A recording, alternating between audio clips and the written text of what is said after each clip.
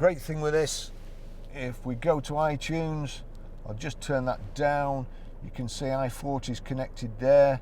If it's not, there's a little red triangle with 3 red circles on an iPhone.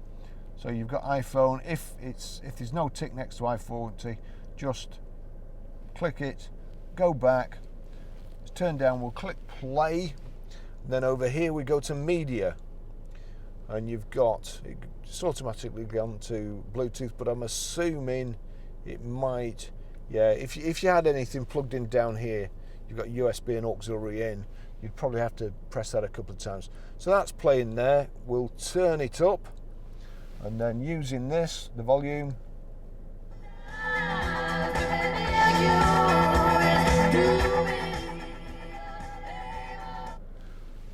and that's it. That's how you play or stream audio through the system, or play music, however you want to word it. That's it. Thanks for watching.